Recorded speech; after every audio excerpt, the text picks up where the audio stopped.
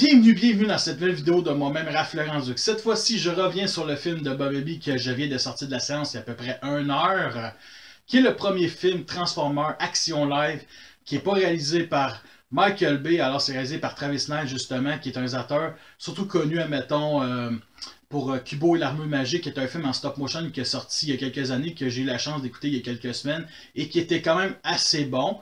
Alors, le film, il met aussi en vedette Ellie Steinfeld, qui est surtout connue pour être une chanteuse, que je connais pas tant que ça. Elle a quand même joué quelques rôles, mettons, dans, je pense, Ender Games. John Cena, plus besoin de le présenter.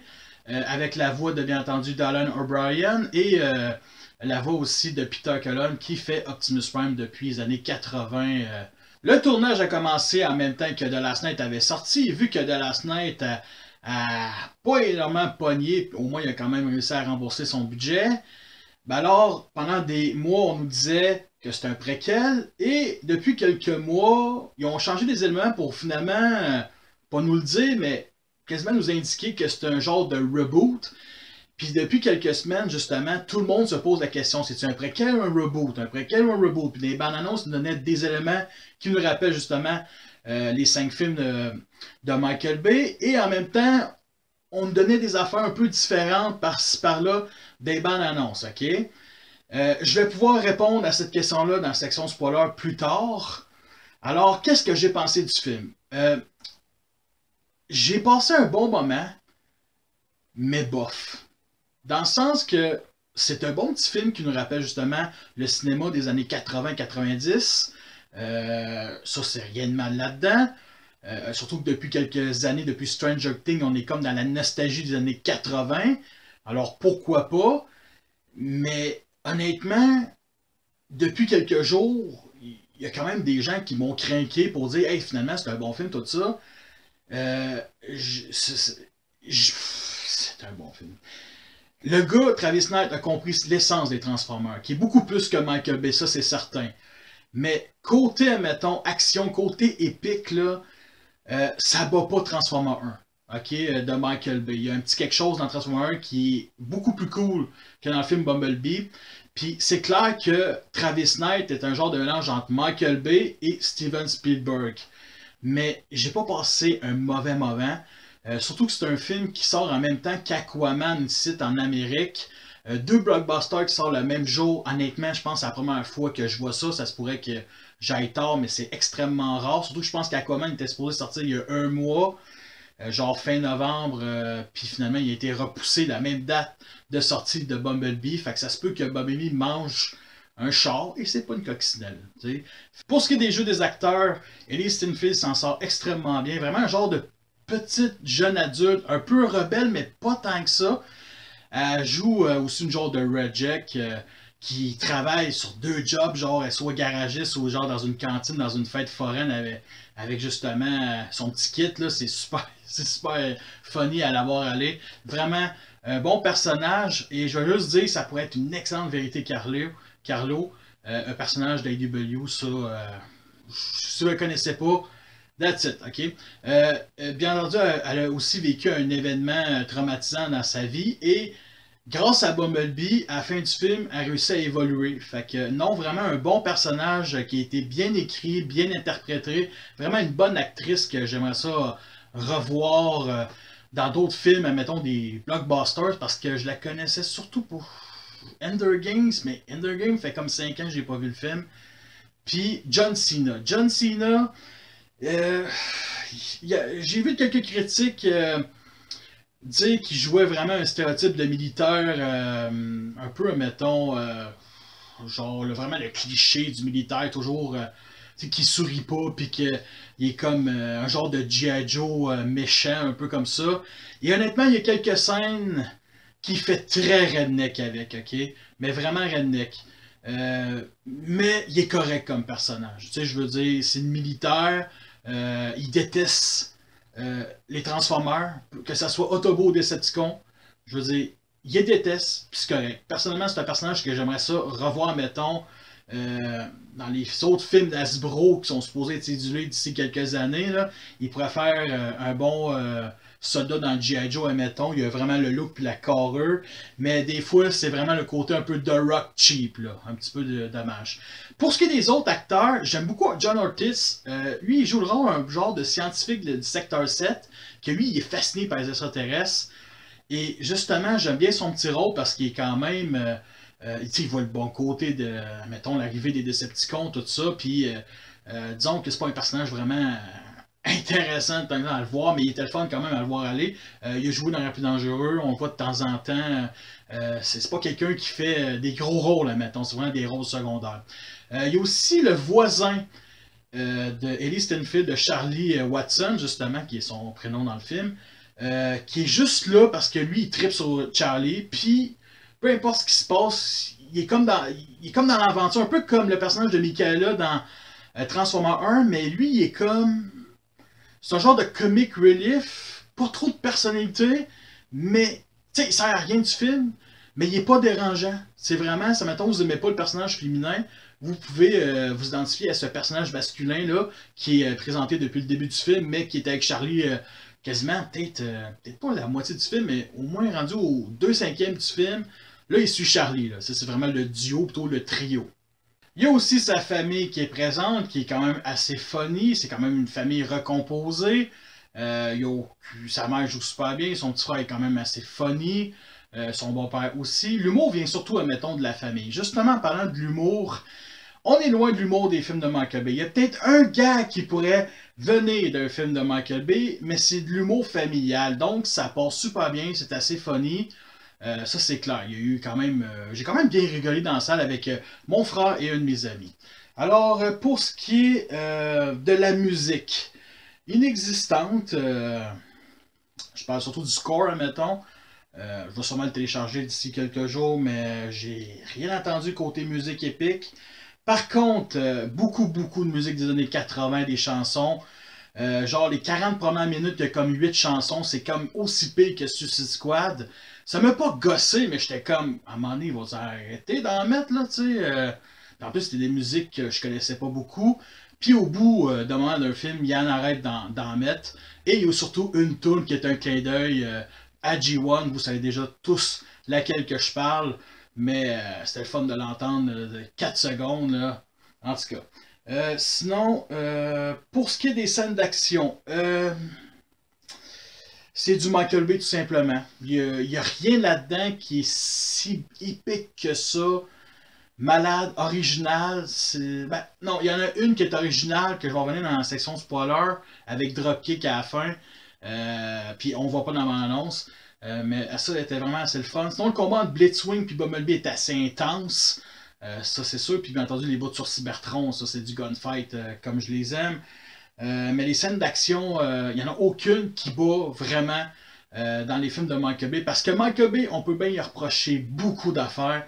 Mais il y a des scènes d'action qui sont époustouflantes dans les films Transformers, qui sont uniques, qui sont malades, qui sont vraiment, j'allais dire psychopathes, mais genre psychotiques. Ils ont quelque chose, bien entendu, pas toutes les scènes d'action.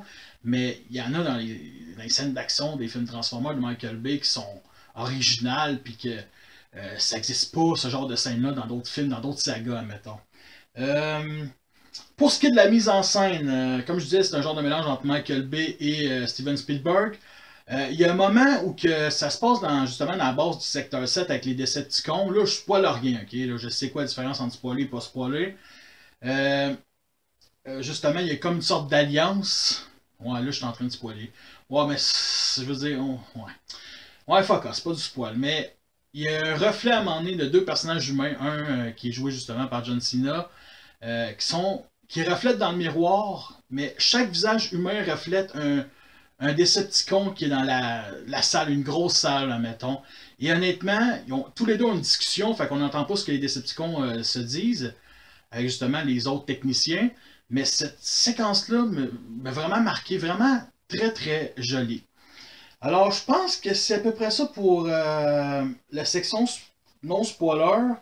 Allez voir le film que j'ai dit, c'est un bon petit film tranquille, je vais l'acheter en Blu-ray. Mais ça, c'est pas mon film Transformers préféré, puis anyway, celui qui est imbattable, c'est bien entendu le film de 86. Mais disons que les gens qui disaient qu'ils ont vraiment aimé ça, pas qu'ils m'ont surpris, mais qu'ils m'ont quand même craqué, puis je pense que je me suis vraiment craqué parce qu'à chaque film Transformer, je me crains vraiment les derniers jours, genre j'ai de la misère à dormir, tout ça. Puis ce film-là reste, je veux dire, les éléments en place du film sont bien utilisés. Comme je dis, c'est un bon petit film tranquille, ça fait 4 fois que je le dis, là, mais genre, le scénario est extrêmement basique, là. Vraiment basique. Il y a quand même quelques petites scènes qui font un petit clin d'œil justement au film de Michael Bay. Mais tu sais, les scénarios, c'est un mélange peut-être des fois un peu avec le film. Le film Battleship qui est sorti il y a quelques années aussi, mais ça je vais revenir dans la section spoiler. Alors la section spoiler maintenant. Alors, avant d'y aller, faites-le moi savoir si ma petite critique est correcte. Sans spoiler, fait que si j'ai oublié des affaires, mais bon, on y va. Bon, je peux-tu répondre vraiment préquel, reboot, c'est un soft reboot, en donnant des éléments des films de Michael Bay, comme la Camaro 2007 scan à la fin du film, tout simplement. On voit même rouler à côté d'Optimus Prime flatnose avec une remorque, sans symbole Autobot sur la remorque en passant.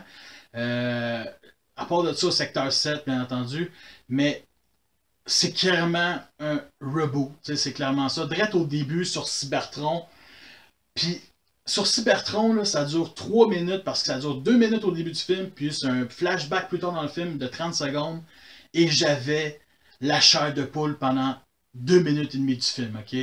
J'étais dedans en ciboulot, ok? En simonac. C'était vraiment... je veux un film sur Cybertron, c'est impossible qu'il y ait un film sur... qu'il n'y ait pas de film sur Cybertron un jour. C'était tellement beau à voir. Puis bien entendu, il y a plein de caméos. Comme les Decepticons, on voit Starscream à un moment donné, un close-up, Sunwave, plein de tétrajets de plein de couleurs. On voit bien entendu Shockwave qui ne fait rien. Là. Ravage, qui est pas dans la scène du début, mais qui est dans la scène du flashback au milieu du film, mettons. Il y a les mêmes couleurs que Ramjet. Non, il y a les mêmes... Oui, c'est ça. G1. Mais il y a les mêmes couleurs que Blitzwing dans le film, genre beige, blanc, rouge, c'est les mêmes couleurs. Puis le seul son de transformation G1 qu'on entend, c'est Ravage qui se transforme justement avec qui sort de Sunwave. Puis honnêtement, là, ces scènes-là là, sur Cybertron, c'était spectaculaire. Fait que côté caméo, bien entendu, vous connaissez déjà. Il y a RC, Cliffjumper, il y a Ironite. Ratchet, c'est le premier qui parle en passant. Il y a Bumblebee aussi qui parle, je pense, une ligne. Mais le problème, c'est que moi, j'ai eu la chance d'écouter le film en VFQ, mais les dialogues, je m'en souviens pas sur Cybertron. C'était genre, ah, on doit se couvrir, on doit partir. C'est tellement basique comme dialogue que je m'en souviens même pas. Mais juste de les voir eux autres, là. Puis il y en a un que j'ai vu, puis j'ai sursauté sur mon siège, c'est Brown. Brown, puis il ressemble 2 gouttes d'eau à Brown, tu sais, le fameux casseron, là. C'est carrément Brown. J'étais comme Brown! Puis j'ai crié, puis mon ami il dit ta gueule! Mais j'étais comme non, c'est Brown, tu le connais pas comme moi je le connais. Mais juste le voir, j'étais heureux, esti, parce que c'était comme. On l'avait pas vu, admettons, dans les spots TV, on avait vu tout le monde, mais pas Brown.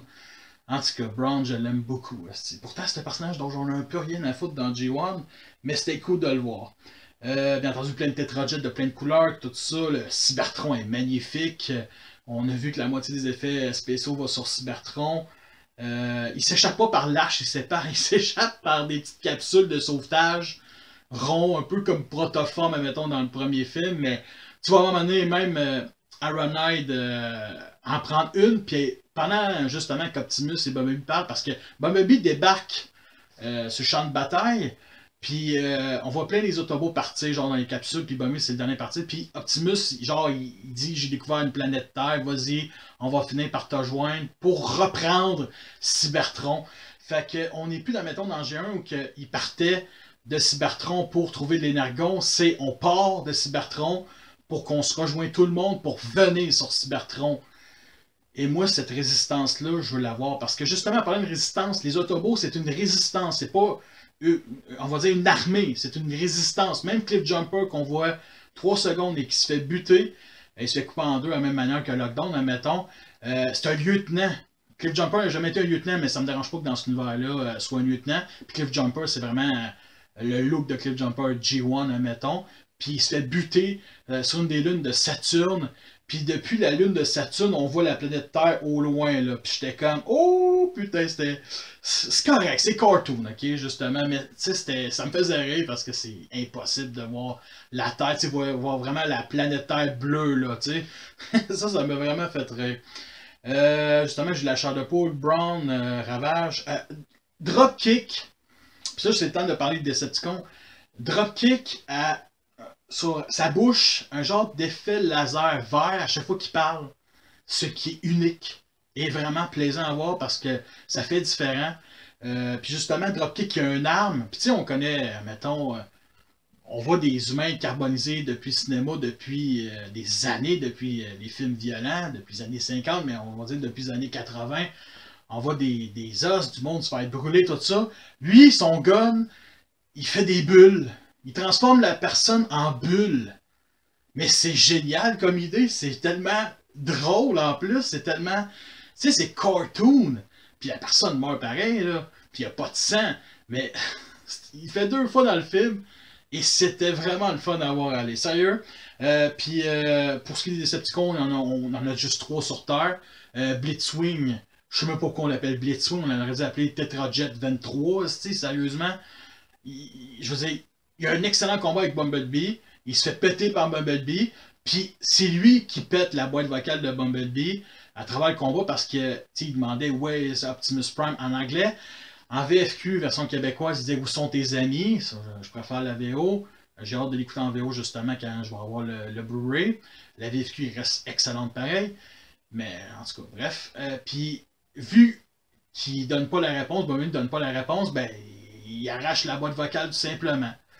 Et c'était vraiment... Pour une fois que ce Blitzwing-là sert à quelque chose, et c'était pas mauvais. Puis il se fait buter, bien entendu. C'est juste un combat qui dure 2 minutes et demie. Je pense que c'est le combat le plus long, à part le combat final. C'est ça. Puis justement, les scènes d'action, il y en a comme... Au début, tu as un bon gros 10 minutes d'action, avec que ce soit sur Cybertron ou sur la Terre. Parce que l'énorme problème que j'ai vu ce film-là, puis c'est juste un petit élément, c'est que Bumblebee arrive directement sur Terre pendant que John Cena et son équipe de militaires jouent au paintball. Genre vraiment sur sa tronche, là. Mais c'est cartoon, tu sais, c'est cartoon. J'ai trouvé ça un petit peu trop, là, tu sais, mais c'est pas plus grave que ça. Fait que je mentirais pas, la section spoiler, je trippe plus, mettons, je me remémore le film, puis je trippe un peu plus. Fait que je pense que ça va être pas mal tout. Bien entendu, comme j'ai dit, c'est... Ah, je dis... Merde, c'est... Mais c'est un soft reboot, bien entendu, parce que, comme je dis, ça contredit, puis, tu sais... Ah oui... Ouais. Parce que je pense, je sais même pas si j'ai répondu à la question, excusez-moi, mais je vais reposer la question, je vais pas proposer la question, mais je vais juste redire... Tu sais, ça contredit The Last Night, parce que The Last Night, Bumblebee, à la Deuxième Guerre mondiale, était déjà avec Hot Rod sur Terre. Mais c'est Optimus Prime qui dit à Bumblebee, j'ai découvert une nouvelle planète, la Terre, on va te rejoindre, tout ça. Fait que ça contredit The Last Night. Mais à la fin du film, il se transforme quand même en Camaro 78. Puis en plus, on voit son look avec la Camaro en mode robot. À côté d'Optimus Prime dans une forêt sur Terre, justement. C'est la dernière séquence du film. Puis on voit que c'est déjà assez différent de ce qu'on voit du look dans le film de 2007. Et justement, ça finit que les Autobots débarquent sur Terre en météorite. Là, sont comme 7-8 protoformes météorites, disons, on va dire ça de même. Capsule de sauvetage, on va dire ça de même. Il n'y a pas l'arche, mais capsule de sauvetage de même. Pourquoi pas? Puis je vais revoir Brown. C'est clair que Brown sur Terre, il a sa place. Comme Marcy, Wheeljack, Ironhide, Ratuchette, puis plein d'autres. J'ai Ultramanus, Otrod, emmenez-moi tout le monde. Emmenez-moi les 200 Autobots de G1. Je vais les prendre avec plaisir. Puis, juste pour dire aussi que le côté triple changer des 2 Decepticons, ouais, c'est cool, c'est vraiment cool. Mais ils sont pas là pour, mettons, des bonnes raisons. Le côté triple changer sont vraiment là. Tu sais, à un moment donné, on voit Dropkick se transformer en char pour la bande-annonce, là. Mais en char, puis il se transforme en hélicoptère. Puis justement, la manière dont il se fait tuer, c'est avec une chaîne, puis c'est vraiment, on va dire, original comme moyen qu'il meurt. Puis bien entendu, le plan des Decepticons, c'est tout simplement comme Battleship, communiquer le reste des Decepticons parce que Optimus Prime va faire une nouvelle base, une nouvelle résistance sur Terre, mettons. Ils disent pas de même dans le film, mais il va venir sur Terre. Donc, les Decepticons doivent venir sur Terre. Mais c'est ça le but mettons, de la franchise Transformers, c'est que les Decepticons, même s'ils ne viennent pas sur Terre après ce film-là, ils vont finir par débarquer s'il y a des suites. Fait que, c'est assez simple. Puis, juste pour venir ces 3 Decepticons, je trippe pas sur Dropkick, Shatter ou Blitzwing. Il n'y en a pas un qui sort plus que l'autre, mais je dirais que Shatter, c'est vraiment la chef. C'est elle qui prend les décisions comparé à Dropkick qui est carrément son second. Sérieusement, quand tu vois les deux à l'écran, là, je me dis qu'ils sont en couple. Vraiment un genre de couple chasseur de primes, admettons. Mais ils sont pas si originaux que ça. Mais attendu, ils parlent beaucoup. Ces deux-là parlent quand même assez beaucoup. J'ai hâte de les voir aussi en VO. Mais sérieusement, on est loin mettons, des Decepticons bien normales qui ont une mission à faire puis qu'ils échouent, bien entendu. Mais ils n'ont pas énormément de personnalité. J'ai quand même hâte de les avoir en jouet Studio Series. Mais c'est ça. Puis pour ce qui est de Blitzwing, honnêtement, là, c'est pas du fanservice, mais c'est juste. Il fallait qu'il y ait un Decepticon qui meurt au début du film. Il fallait trouver une raison aussi pourquoi Abby avait pu sa voix. Puis Blitzwing a fait son rôle. Puis honnêtement, s'il existe un jouet de lui, il sera pas un Triple Challenger parce que c'est pas un tank là-dedans, c'est juste un Tetrajet, c'est juste un clone de Starscream. Fait que c'est ça. Puis vivement, un film sur Cybertron, ok? Que genre, peut-être pas tout de suite, là, mais s'il décide d'avoir d'autres films Transformers pour qu'il rendu peut-être après 2-3 films. Ok, là on a assemblé beaucoup d'autobots sur Terre, là on retourne sur Cybertron reprendre la planète. Puis il n'y a pas de Mégatron là-dedans, il n'est pas mentionné rien de tout ça. Et justement dans le secteur 7, c'est là que je me suis. Parce que les Decepticons vont dans le secteur 7 comme j'ai dit. Mais il n'y a pas de. Les humains, ils n'ont pas capturé Mégatron, parce qu'ils disent pas, puis ils n'ont pas l'air de le savoir. OK? Puis justement, une des missions, pas une des missions, mais les Decepticons s'allient avec les humains pour tout simplement prendre leur technologie, leur antenne, puis c'est correct, c'est comme Battleship, là, mettons. Là. Battleship construit une antenne sur une île, mais là-dedans, ils utilisent justement les satellites pour communiquer avec les Decepticons. Puis, bien entendu, à la fin du film, il échoue grâce à, bien entendu, l'alliance entre Bumblebee, puis Charlie, puis bien entendu John Cena, qui est, même jusqu'à la fin du film, il continue à être un genre d'ennemi de Bumblebee, puis bien entendu, à la fin du film, il fait un salut militaire à Bee, puis Bee fait un point dans l'air comme dans, je sais plus quel film qui en parle, mais c'est Breakfast Club, je crois, mais ça, il y a plein de clins d'œil à plein d'affaires des années 80, justement. Puis aussi, je parlais d'une musique G1 qu'on en reconnaît, c'est bien entendu We Got a Touch. Vraiment une bonne scène, très très drôle, où j'étais le seul dans le cinéma qui riait. Alors, je pense que c'est à peu près ça. Fait que ça va être un film que je vais revoir au cinéma peut-être d'ici 2 semaines, parce que j'ai pas le goût, admettons, d'aller le voir demain ou après-demain. Je suis prêt à attendre quand même quelques jours, parce que c'est un film qui est vraiment, qui a été fait comme un préquel, mais qu'à longue, ont dû changer les affaires pour nous faire un genre de reboot, là, tout simplement. Parce que oui, c'est un reboot. Puis si le film fait bien de l'argent, ben les suites vont être des reboots, tout simplement. Fait que on va l'avoir notre film G1 Action Live sur Terre. Après plus de 11 ans, on va starter le premier, mais les films de Michael Bay restent quand même assez uniques. Ils ont beaucoup de défauts, mais il y a des bonnes choses qu'il a apportées. Parce que c'est pas un fan, puis il peut apporter vraiment ce côté. Ok, je peux montrer autre chose comme le point de vue des humains depuis qu'il fait dans les 5 films Transformers, puis surtout que le point de vue des humains après 5 films, c'était plate. C'était tout simplement plate et poche, puis c'était pas si intéressant que ça.